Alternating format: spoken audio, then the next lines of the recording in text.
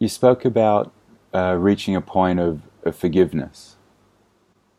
Mm.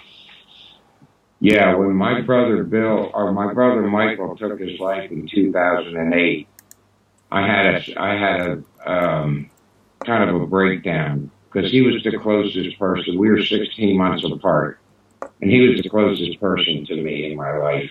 And again, he was there. He was the only witness other than the predator. He was there to verify what I'd been saying was true. And I temporarily lost my mind. I shaved my head, and I was heading to Arizona to somber up next to my brother Bill, the predator, and take his life. That's where I was at, and that was 2006. And I just got integrated, and then that happened with Michael, and I just thought, I have to put an end to this. And I thought putting an end to it was to put an end to him. But what ended up happening was I started realizing that that's when I went back to those letters and started realizing that this has gone on for generations. And then I started trying to see it, which this sounds crazy, but see it from their perspective. What happened to make him want to do that to me?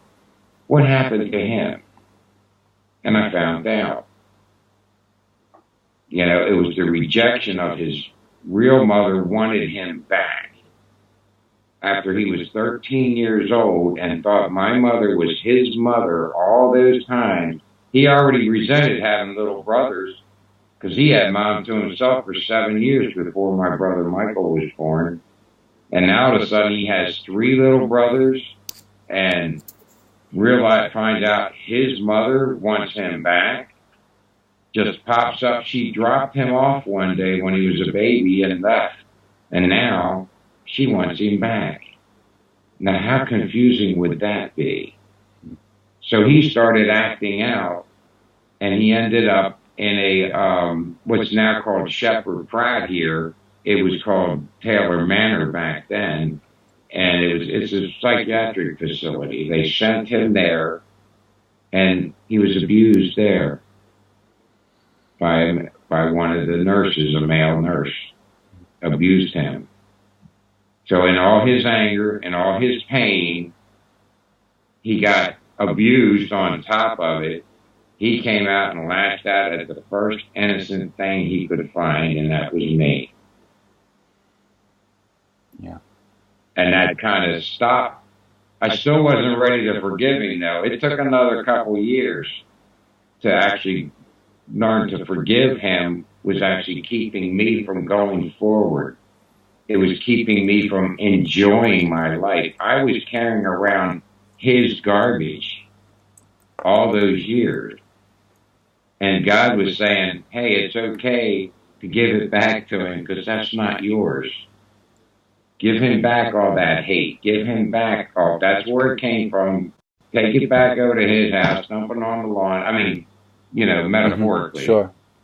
And walk away.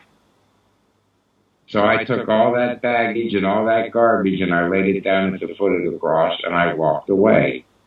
And I forgave him for what he did to me and my mother. And that's when things started changing. And right at that point, I started really coming alive. I became more outgoing. I used to isolate, even though I was sober and I did a lot of meetings. When I got my last marriage, I've gone through chemo for hepatitis C 3 times.